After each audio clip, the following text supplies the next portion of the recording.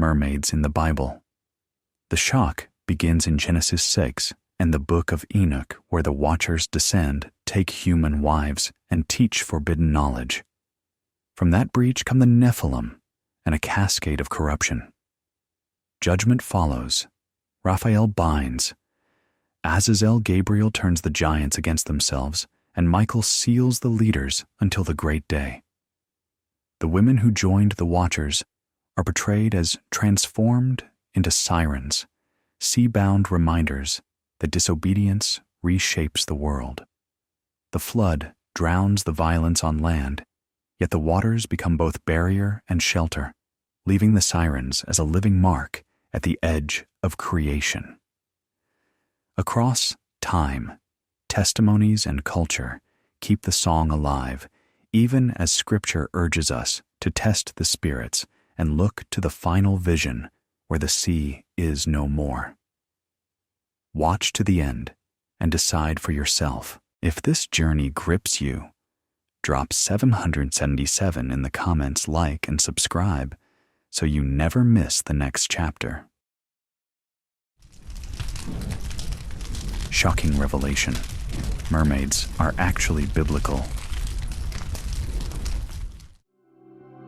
To follow that shoreline into history, we begin where sealed jars broke their silence in the Judean desert. Step from Genesis's brief lines into a witness that early readers kept close, a text at the edge of the canon that names the trespass, and the sentence without softening it. If mermaids are a memory of judgment, this is the place where the memory is written most plainly. The thread picks up here with Enoch. Curiously, one of the most enigmatic works linked to the Bible, the Book of Enoch speaks of beings whose choices set in motion the making of the sirens.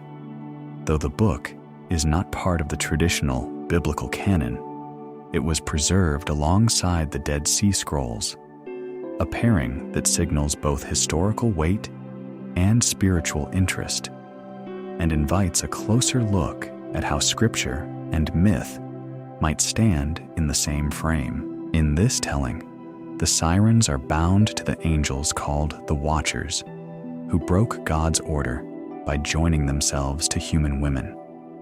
Genesis sketches the breach in sober lines. The sons of God saw that the daughters of men were fair, and they took them wives. Gen 6:2, and the Nephilim were on the earth in those days, when the sons of God went in to the daughters of men, and they bore children to them. Gen 6:4. From that crossing came hybrid beings and a cascade of harms, and the transformation of women into mermaids is presented as a divine punishment, a living sentence inscribed in form and habitat. Read this way. The Book of Enoch and related scriptures do more than decorate old legends with new detail. They suggest that mermaids are more than simple, mythic figures, marking a forgotten chapter of biblical history that presses questions about disobedience, divine intervention, and the survival of supernatural creatures in a skeptical age. Jude's brief witness stands behind the tale. The angels who did not keep their own domain, but left their proper habitation, he has kept in everlasting chains under darkness. Jude 6 and helps readers see the Watchers' fall as part of a larger pattern of boundary and judgment.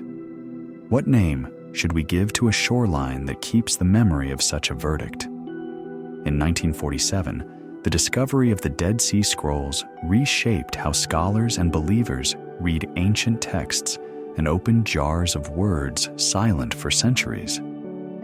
Found in caves in the Qumran region near the Dead Sea, the scrolls are widely counted among the most important archaeological finds of the 20th century, and their manuscripts, written in Hebrew, Aramaic, and Greek, span religious, historical, and cultural subjects with a breadth that widens the context for every later reader. Among them lay the Book of Enoch, a document that offers a unique window into early Jewish and Christian thought about angels, transgression, and judgment.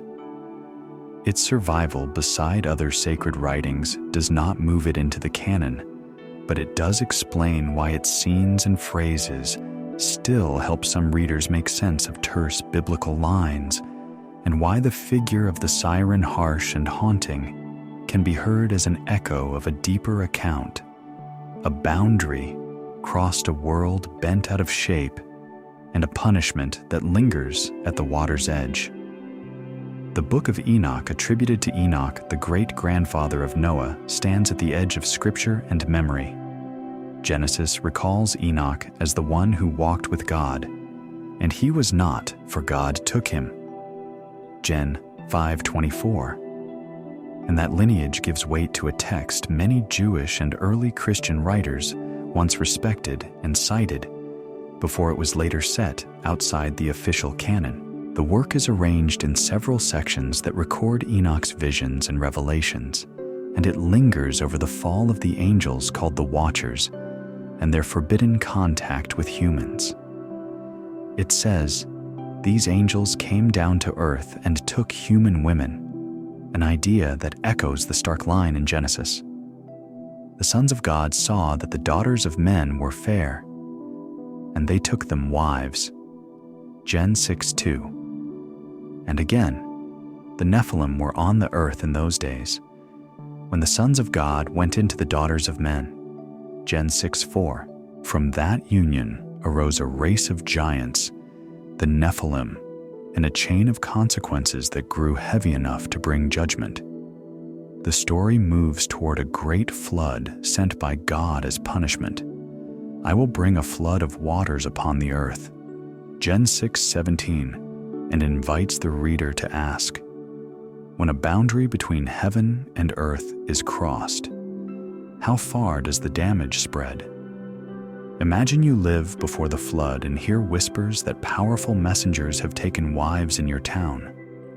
Would you call it a rumor? Or would you look for proof in the lives already changed? Alongside the fall of the Watchers, the Book of Enoch also speaks of the women who joined them, and of their transformation into aquatic creatures, a thread that leads directly to the idea of mermaids. This detail matters because it offers a biblical world explanation for beings that many cultures recognize in their own stories. Whether you stand on a Mediterranean shore or a northern coast, how would you read a song from the water if you believed it carried the mark of judgment? Some readers hold the account as a literal history of hybrids and exile others, see it as a moral picture that warns against power used outside its proper bounds. Jude remembers the angels who did not keep their own domain, but left their proper habitation. Jude 6. But in both readings, the point is clear enough. Disobedience reshapes the world. The book's later exclusion raised doubts about its truth and importance, yet its recovery among the Dead Sea Scrolls gave it new life and credibility, letting scholars and believers press its teachings against the grain of traditional texts and ask careful questions about fit and meaning. If you held a Qumran fragment that named the Watchers, would you set it down as folklore or keep reading until the shoreline in your mind began to shift? The very presence of Enoch in those caves highlights the complexity and richness of ancient faith, offering a window into a spiritual and supernatural world often overlooked in modern readings of the Bible. With its fallen angels, giants, and sea-bound figures, the Book of Enoch keeps drawing the eye back to first things and forces a quiet choice. In the reader, do you treat these accounts as monsters at the edge of the map, or as signs that boundaries matter more than we usually admit? The narrative of the Watchers is both gripping and unsettling. a close look at how the Nephilim began and how corruption spread across the earth. These angels were appointed to watch over humanity, but when they saw the beauty of human women, desire pulled them down from their post. Scripture echoes the moment in plain words. The sons of God saw that the daughters of men were fair, and they took them wives. Gen 6:2. Under the lead of Samyaza, they bound themselves by a pact not to retreat, even knowing what such a crossing might cost. And they entered the human world as husbands, not guardians. From those unions came a hybrid race giants who were strong and violent. The Nephilim, and the old line reappears like a witness to the deed. The Nephilim were on the earth in those days. When the sons of God went into the daughters of men, and they bore children to them. Gen 6:4. The Bible gives a short, sharp mirror to the choice the angels made. The angels who did not keep their own domain, but left their proper habitation. Jude 6. Some read this as a plain report of a boundary broken. Others hear it as a moral signpost meant to slow reckless hearts. Either way, the sequence is clear in this account. Watchers turned takers of vow, not to turn back marriages that should never have been giants, that brought ruin, and teachings that bent human life out of shape. Azazel, one of the leaders of the Watchers, began by teaching men the art of war, showing them how to forge swords and armor, so that metal became blades and shields in human hands. At the same time, Samyaza and others disclosed spells and the use of plants for magical purposes, turning hidden knowledge into tools for control and fear. These actions spread corruption and violence, twisting the divine order and drawing humanity down paths of sin and destruction. The old witness fits the scene. The earth was filled with violence. Gen 6:11, and all flesh had corrupted their way upon the earth. Gen 6:12. The presence of the Nephilim made the burden heavier still. Born from the unholy union of angels and humans, they were immense in stature and strength, and their desire for power and ruin had no limit. They oppressed human communities and sowed chaos so that the very existence of God's creation seemed at risk wherever they moved. Faced with what could not be endured, God chose to act. He ordered Raphael to imprison Azazel in the desert, to cover him with carved stones and condemn him to darkness until the day of judgment.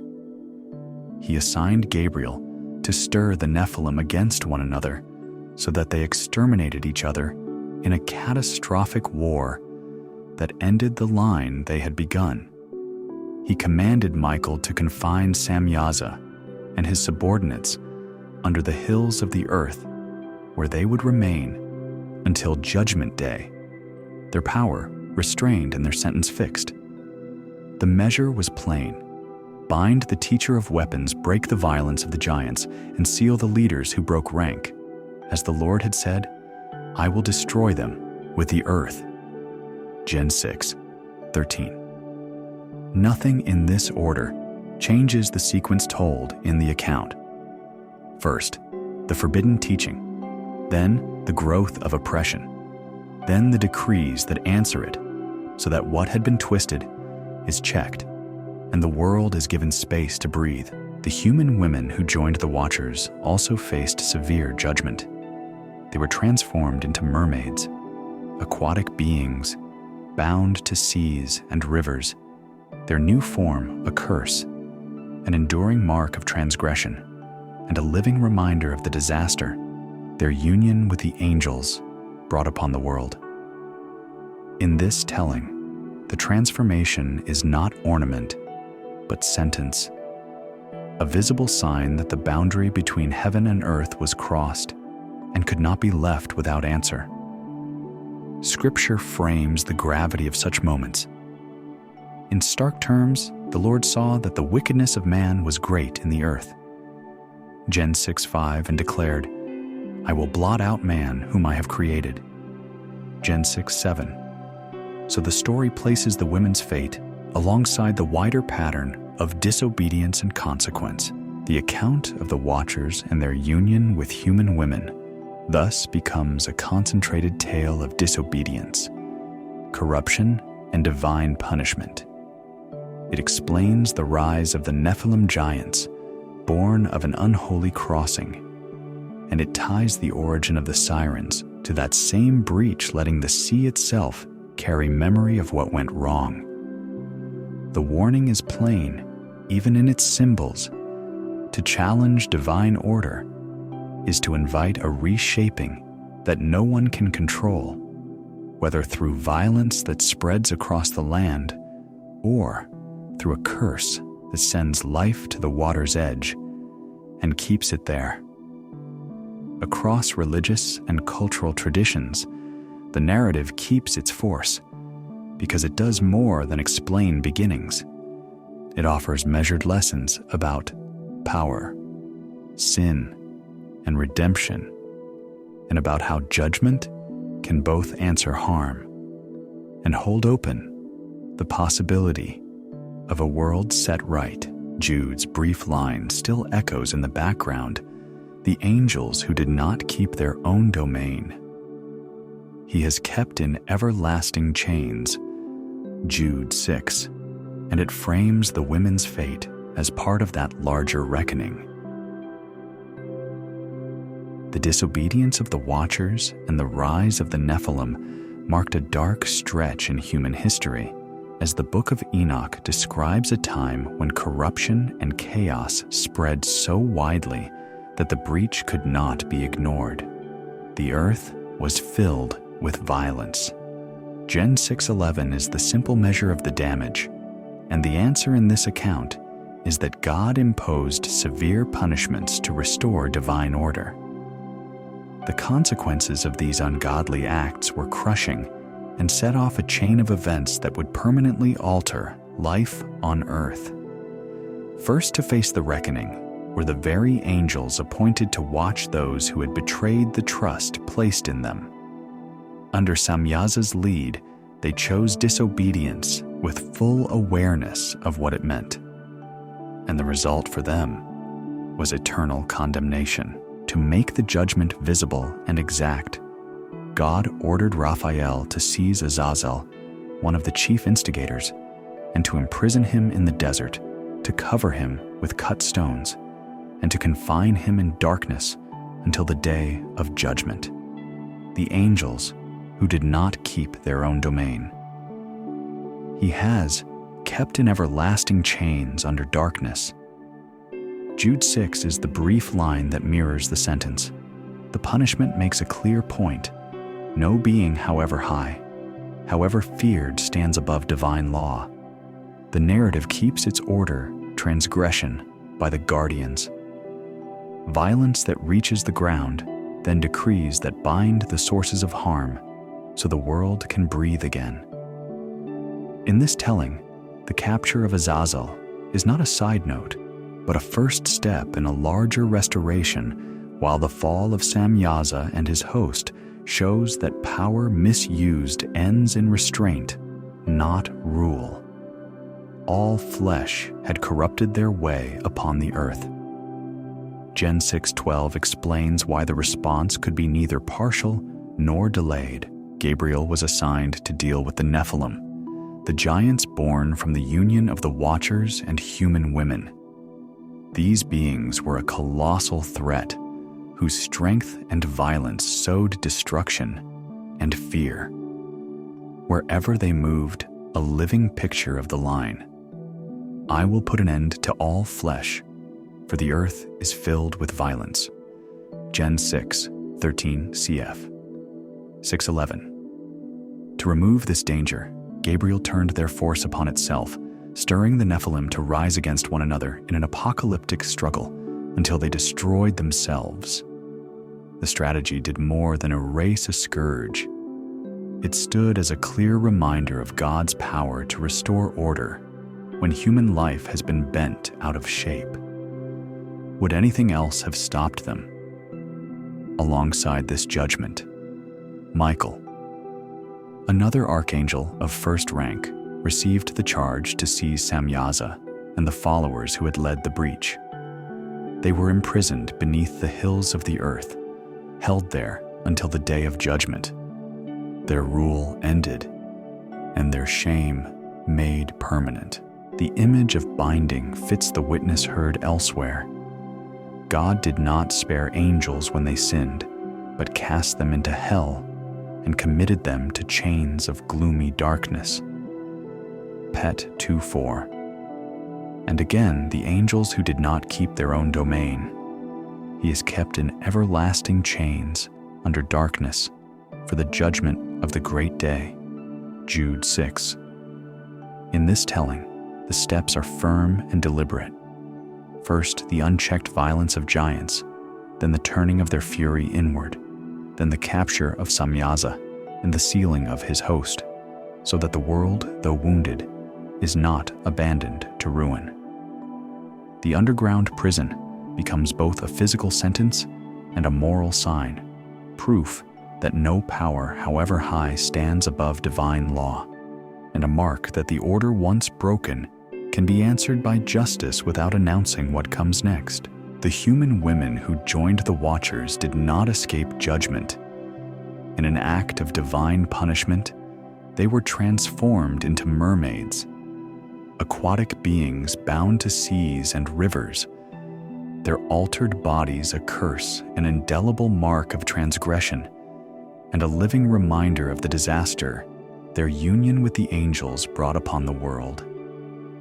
In this account, the change is not decoration, but sentence, a visible sign that a boundary set by heaven was crossed and could not stand without answer. Scripture frames the weight of such crossings in stark lines. The Lord saw that the wickedness of man was great in the earth.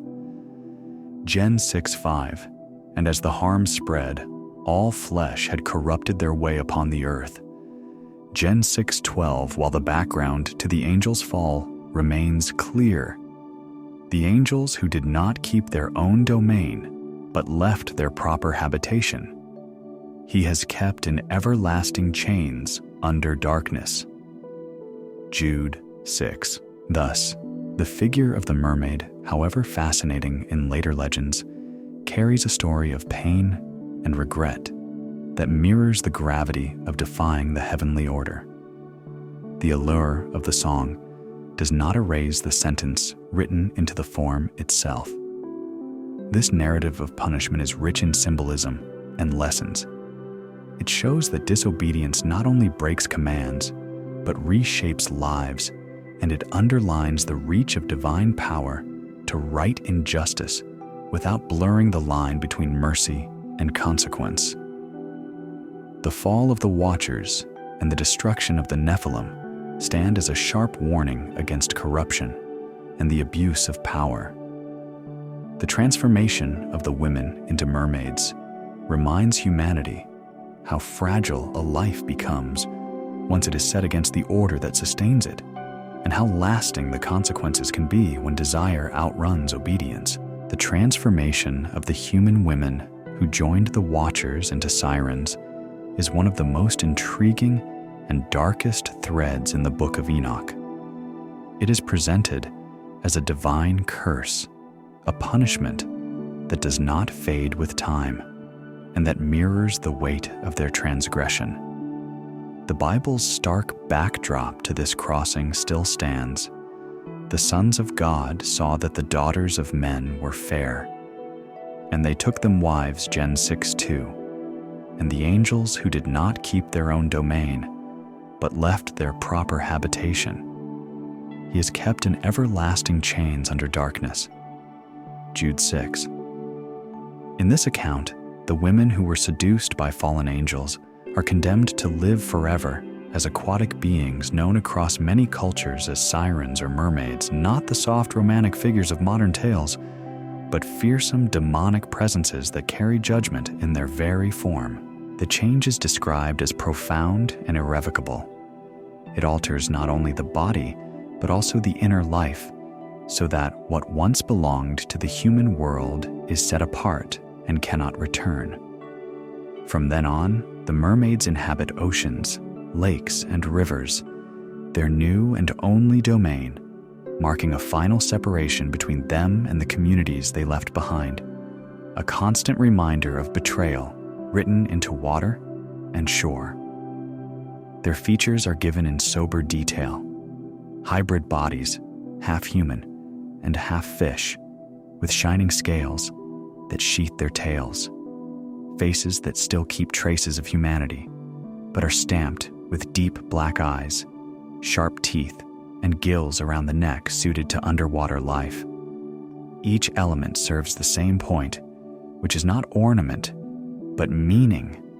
The sinister appearance reveals a demonic nature and fixes the memory of what was done. The story does more than explain origins. It frames a warning that matches its symbols, showing how disobedience reaches beyond a single act to reshape existence, and how judgment can attach itself to a life in a way that cannot be hidden. In this light, the tradition of the Sirens becomes a hard parable about boundaries, about what happens when the heavenly order is challenged, and why some lines are not meant to be crossed. The Sirens' most notorious power is their hypnotic song, an enchanting voice that draws sailors and fishermen toward ruin, a lure told and retold in legends and reports where men leave the safety of their ships and meet a tragic end beneath the waves. The ability is not new, but an extension of their first seduction, now turned outward to spread their influence, a pattern Scripture names in another key. With persuasive words, she led him astray. She seduced him with her smooth talk. Prov 7:21.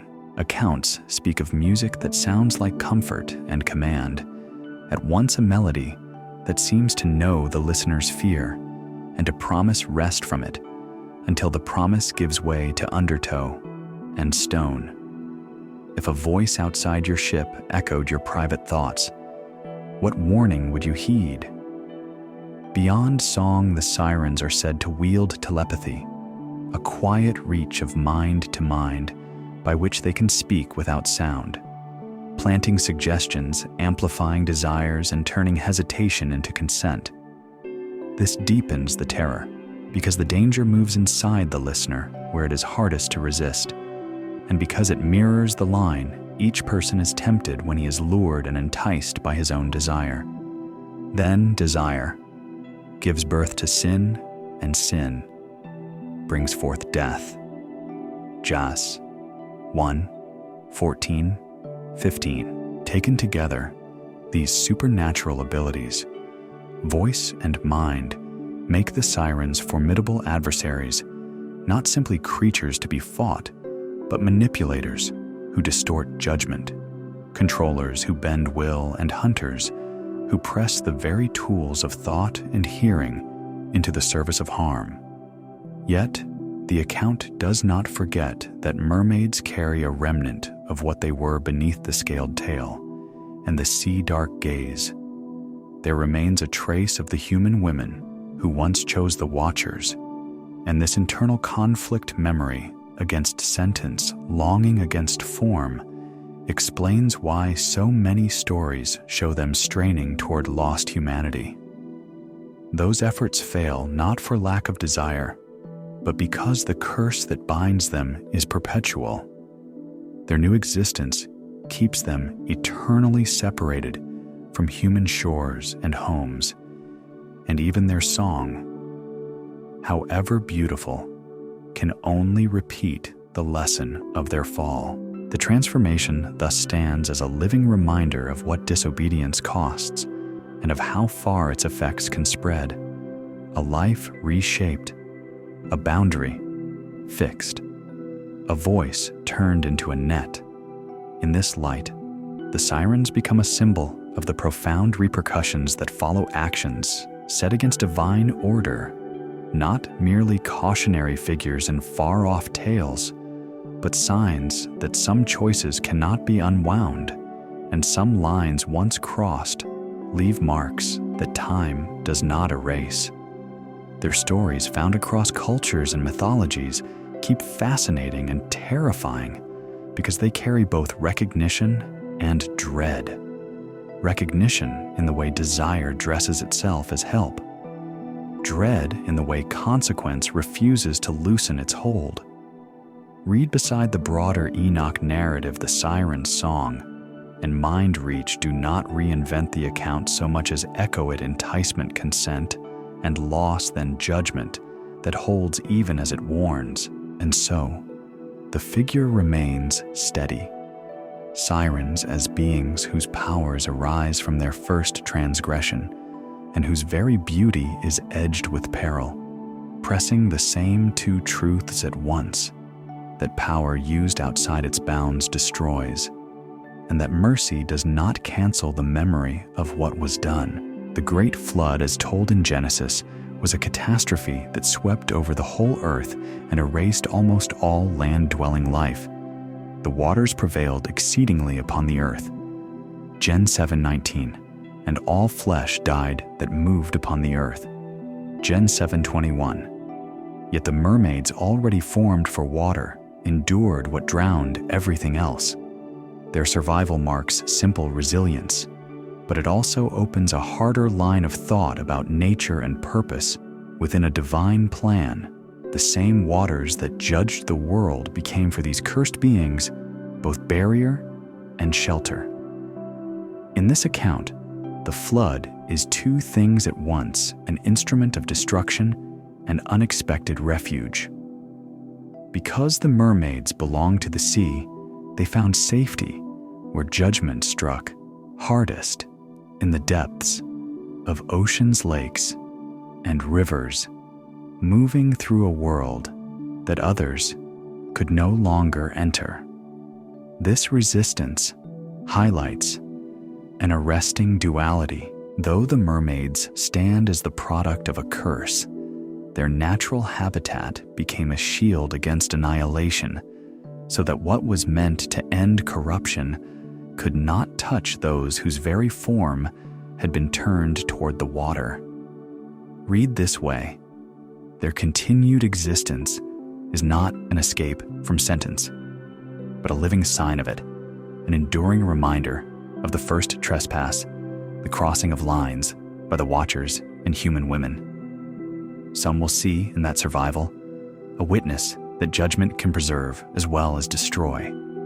Others will hear only the echo of what the flood could not cleanse. Either way, the image holds waters that erased the old order also carried forward these sea-bound lives, and their presence at the margins keeps the memory of disobedience close to the surface. What if their survival is meant to be noticed each time the tide returns, so that no one forgets why the waters rose? The survival of the mermaids through the flood can be read as part of divine punishment, not a path to relief, rather than granting these sea-bound beings redemption or an end. God allowed them to continue, which meant the curse itself would continue. In this account, their life is fixed to the water, an endless wandering far from human shores, yet close enough to influence and torment those who dare cross into their domain. The judgment that drowned the world did not touch what the water already claimed. Genesis speaks of the scope of that judgment. He blotted out every living thing that was on the face of the ground. Only Noah was left.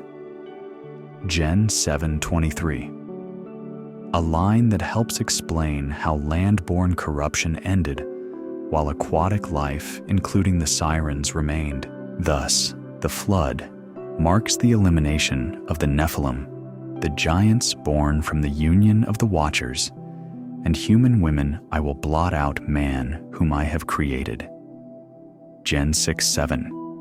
even as the Siren's remnants of the same first trespass were spared annihilation. Their continued presence functions as a living warning against transgressing divine order, a sign set at the world's edge that reminds later generations what the crossing cost. Read this way: their survival is an extension of the Watcher's punishment, not freedom, but sentence, since the angels did not keep their own domain.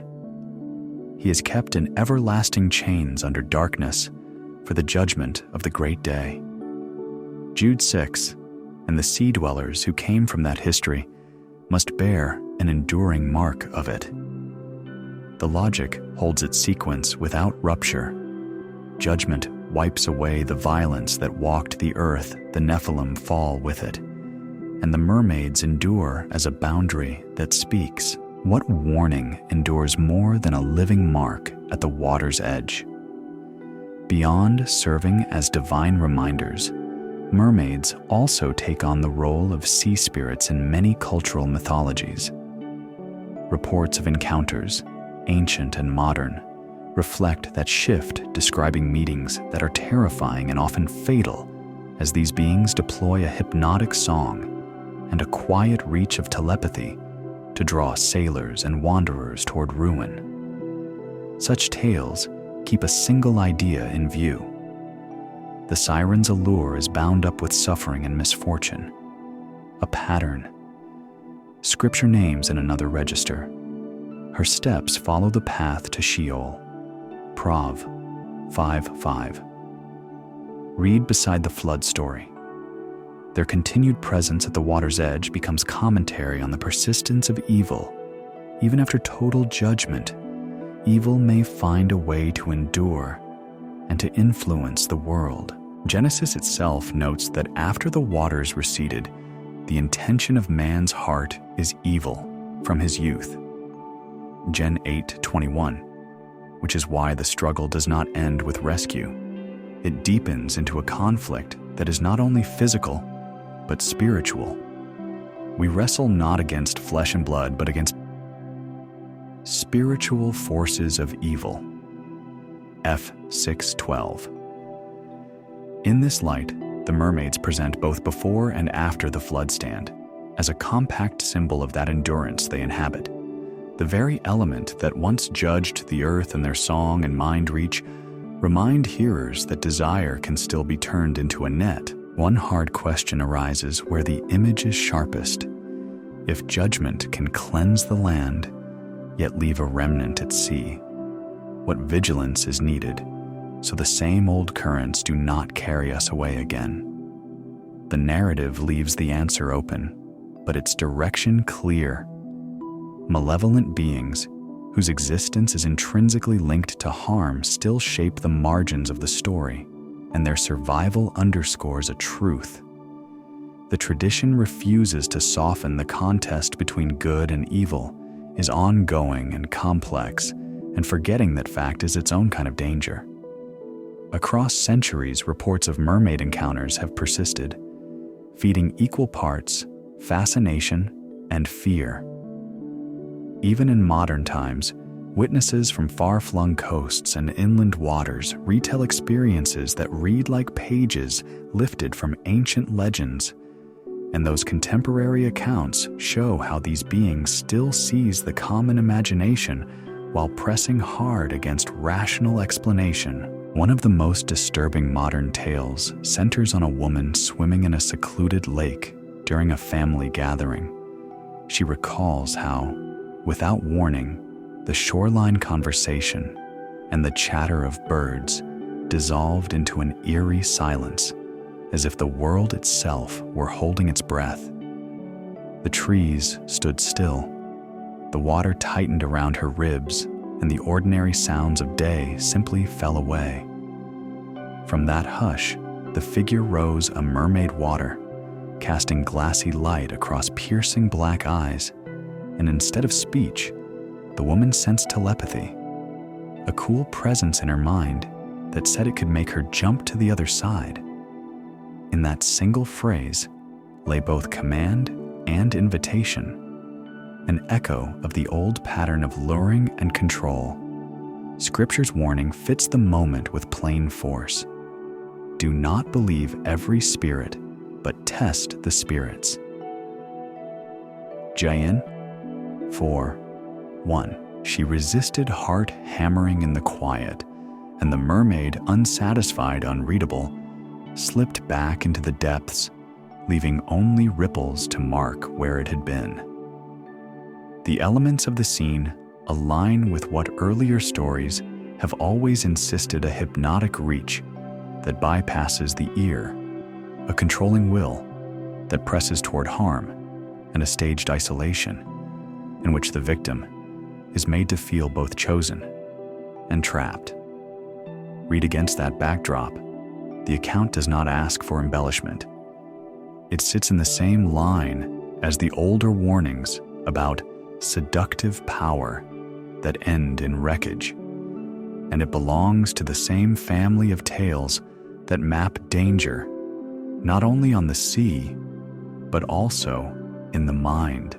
Would you recognize such a moment in time to test it? Or would the hush itself carry you closer than you meant to go? The woman's refusal stands as the small hinge of the story, but the larger pattern remains unchanged.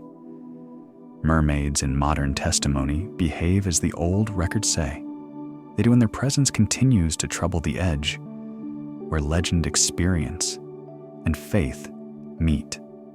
Off the coast of Norway, fishermen reported a half-woman, half-fish creature pacing their boats, long, flowing hair, a glossy, scaly tail, and some even heard a soft, hypnotic song that drew them to the gunwale until they nearly tipped into the sea. Such tales are common in coastal cultures where mermaids are treated as omens or sea spirits of ill fortune, and the moment mirrors the warning: her steps lead down to death. Prov 5:5. From the Caribbean, where stories of sirens are woven into local folklore, a fisherman on Trinidad recounted how a mermaid tried to drag him beneath the water. She had an exotic beauty, but a predatory gaze, and she pressed on him with a blend of physical allure and mind control. He says only faith and fervent prayer broke the hold. Then they cried to the Lord in their trouble, and he delivered them, as 107:28. At the edge of the boat, would prayer or curiosity win? Reports like these keep the same conclusion in view. The beings are malevolent, their charm bound up with harm, and communities that meet them often read the encounters as signs of supernatural and evil forces at work. Beyond individual testimonies, modern culture keeps mermaids in view through television films and literature. The series Siren, by portraying sea beings as complex, often dangerous, and operating with their own agendas, while brushing against human lives, extends the older pattern rather than replacing it, preserving mystery, even as it adds new motives, factions, and moral gray. Such portrayals help perpetuate fascination while opening space for fresh interpretations, and they show how a single figure can hold beauty, danger, and otherness at once. Even when these depictions are received with skepticism, they continue to enrich the narrative, suggesting that whatever the scientific or rational account, something is enduring in the human psyche that turns toward stories of the sea and the unseen. Read in that light. Contemporary retellings echo the ancient warnings about seductive power and blurred boundaries. Scripture's counsel fits the moment. Do not believe every spirit, but test the spirits. 1 Jain 4:1, and test everything. Hold fast what is good. 1 Thess 5:21.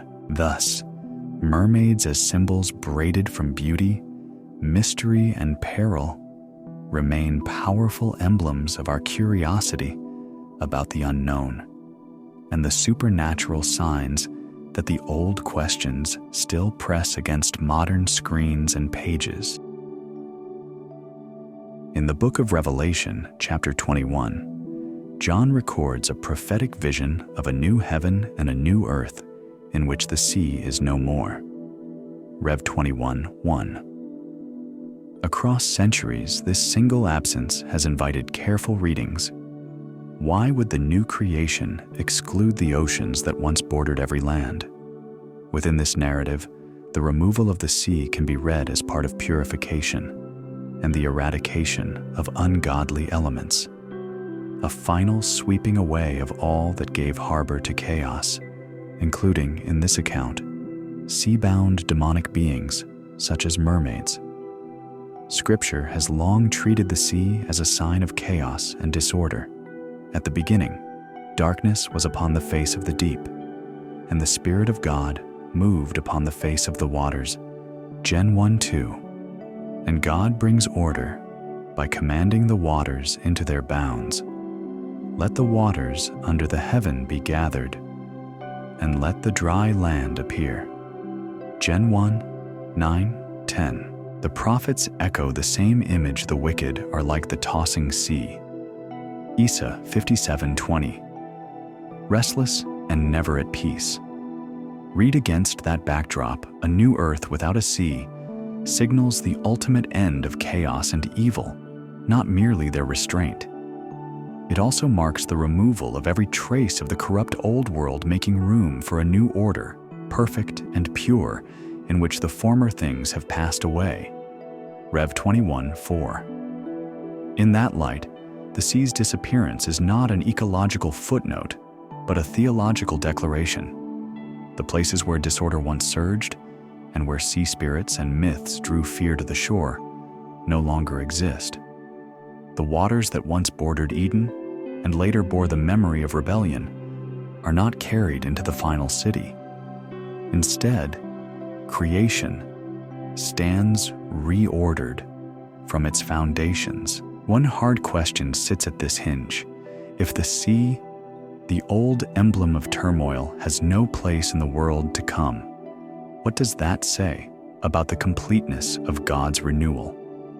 The vision offers its answer without exposition. The absence itself speaks so that readers grasp in plain terms that the new creation is not a repair of the old shoreline, but the arrival of a realm where chaos has no domain. In this reading, the tight bond between mermaids and the seas reinforces the older scriptural image of waters as the haunt of evil entities. The sirens born of the unholy union between fallen angels and human women are treated as demonic spirits inhabiting the oceans. So a new earth without seas signals not a small change in landscape, but the removal of their very domain. I saw a new heaven and a new earth, and the sea was no more. Rev 21:1. If the sea is the stage on which their influence plays, its disappearance reads as divine deinstallation of that stage, a decisive act by which God eliminates maritime strongholds of corruption and secures a world free from such powers. The theme is consistent with the closing vision, where nothing unclean will ever enter it. Rev 21:27, and no longer will there be any curse. Rev 22:3. In this light, the new earth is a realm of absolute holiness, a space in which demonic influence has no foothold, because the old footholds no longer exist. The image also works as metaphor for purification and final redemption.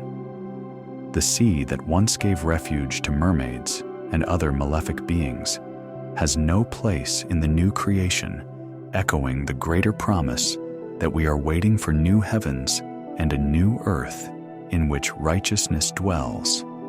2 Pet 3:13. Across Scripture, this motif recurs. Evil is eradicated, good is restored, and order is set back on its intended axis. So the elimination of the sea becomes a compact symbol of the final victory of good over evil and the full restoration of divine order.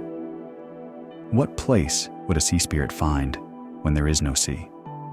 The question answers itself within the vision. The powers that once rose from the deep are absent, because the deep itself is gone, and with it the last trace of a world that harbored them. In this vision, a world without seas carries deep theological weight. It signals that the new creation will be radically different from the present one, not only in its geography, but in its inner order, because the removal of the seas points to a complete transformation in which the natural and spiritual laws that govern the world are made new. Behold, I am making all things new. Rev 21:5. Read this way: the change is not cosmetic, but foundational.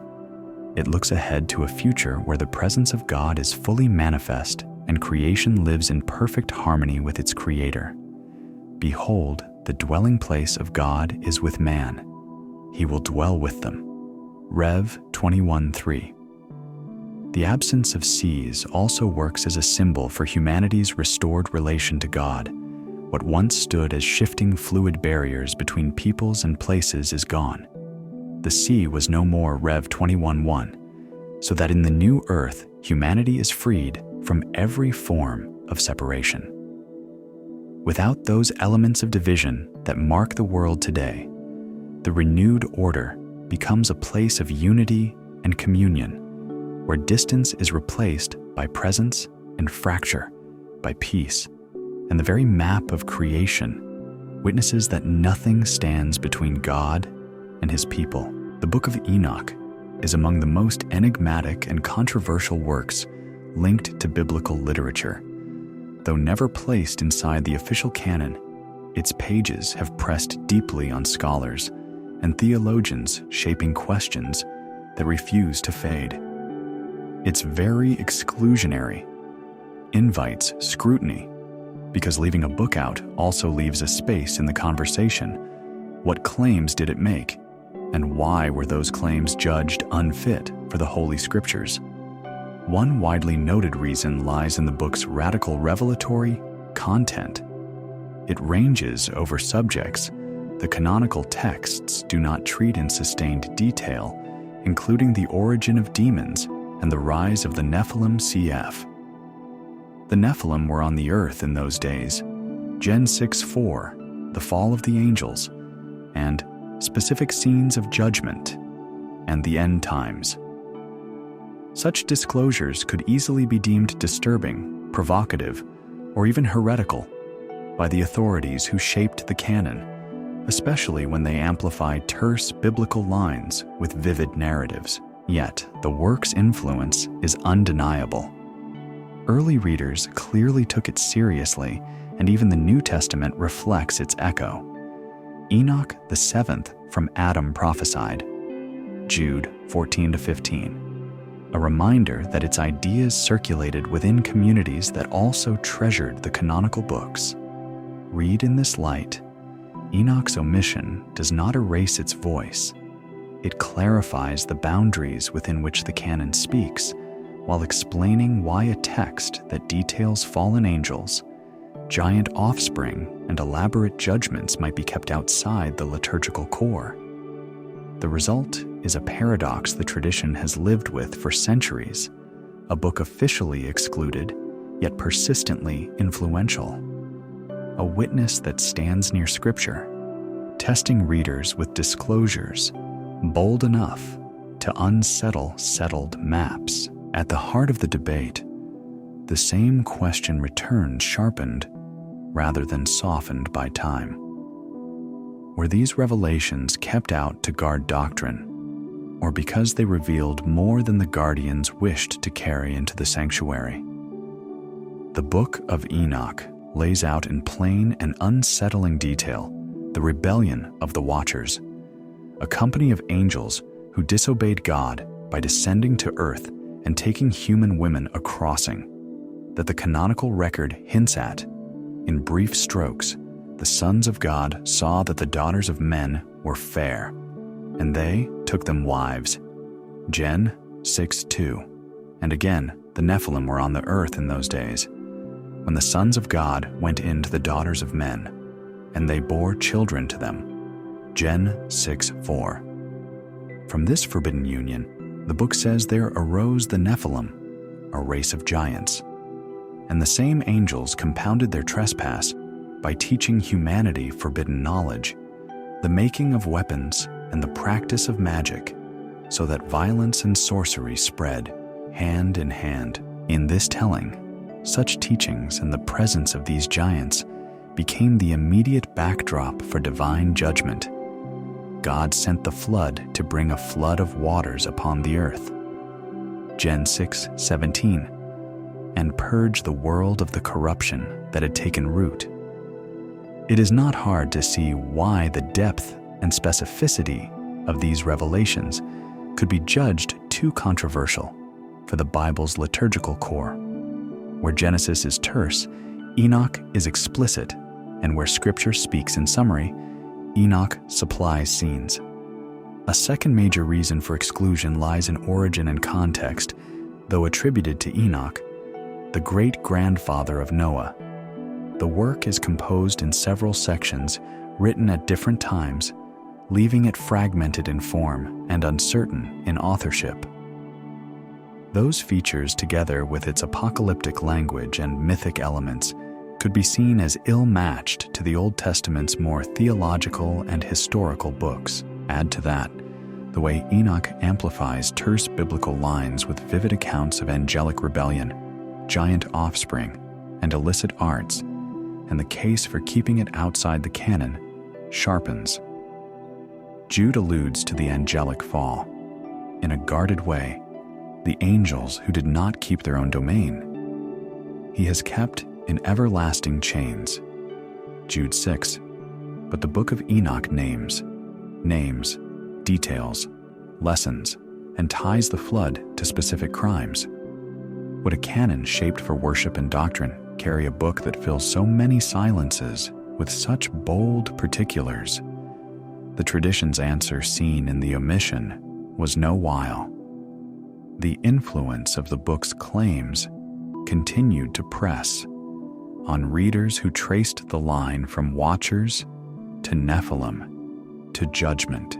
Despite its exclusion, the Book of Enoch has maintained a notable place within Jewish and Christian tradition.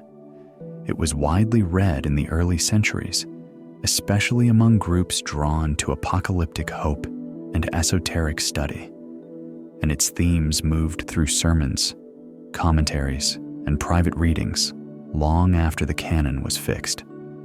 Its footprint is visible even inside the New Testament, where concepts and figures familiar from Enoch appear in condensed form. The most explicit echo is Jude's citation.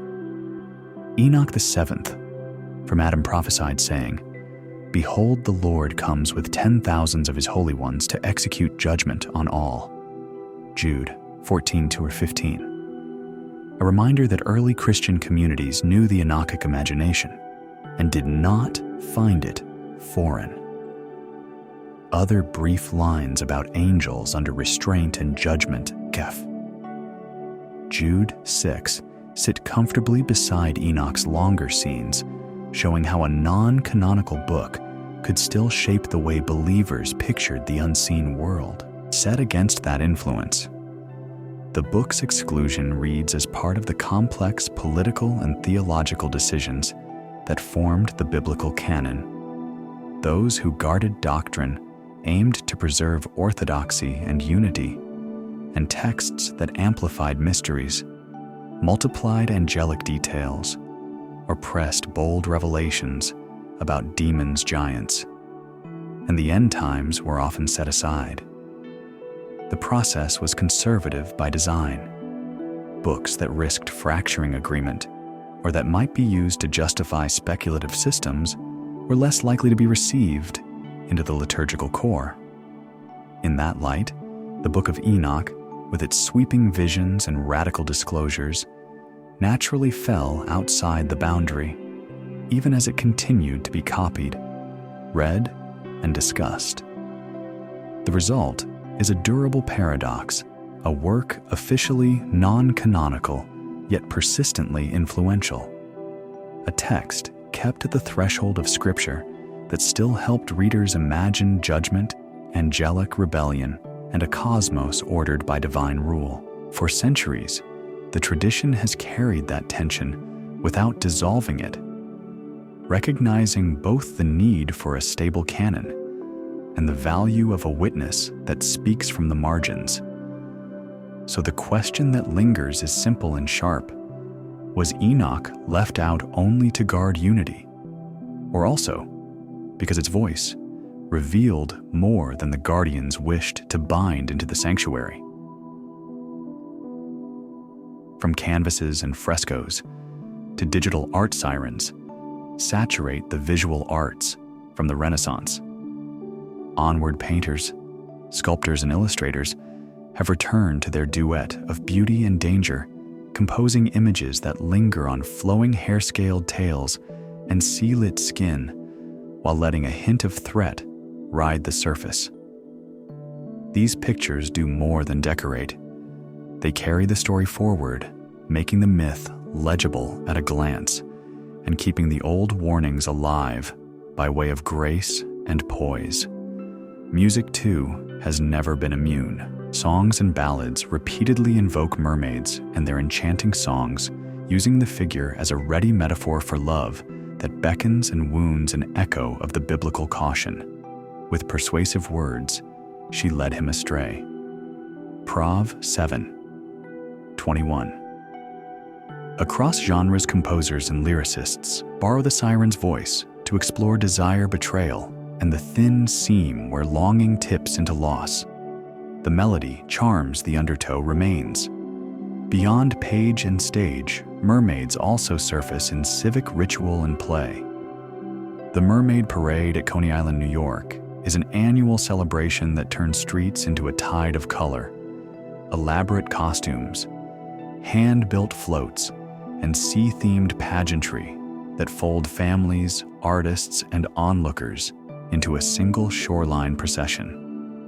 Far from empty spectacle, such festivals show how a once religious and mythic figure can become a shared emblem, part folklore, part neighborhood pride, part invitation to imagine a world just beyond the pier. Taken together, these strands, gallery walls, playlists, and parades reveal how sirens have shifted from strictly mythic or theological figures to multifaceted cultural icons, while still bearing the old double edge.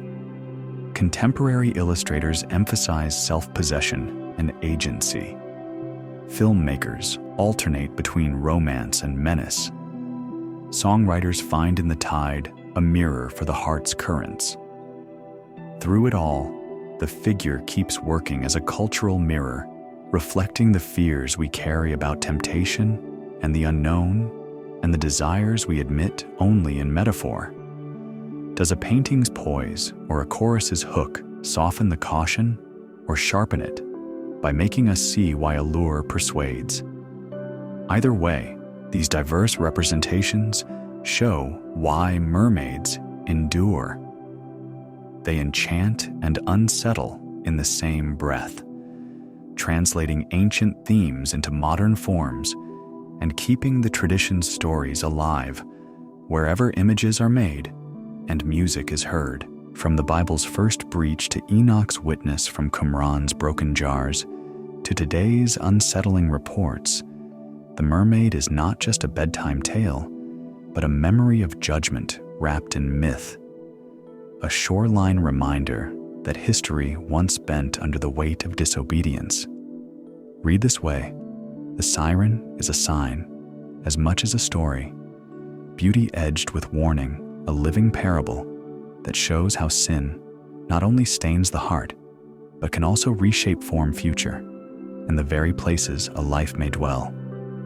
And here lies the paradox that will not loosen its grip, cursed for crossing a holy boundary, yet spared by the waters that erased a world they endure, at the edge between ruin and refuge, between what was condemned and what was allowed to remain as witness. That their song still surfaces in testimonies folklore art, and rumor suggests the memory has not faded. The tide keeps bringing it back. So, what do you believe it to be? In the end, only legend, or a living proof that there is a sacred limit no one is meant to cross? Thank you for watching to the end. If this spoke to you, drop 777 in the comments. Like, subscribe, and I'll see you in the next chapter.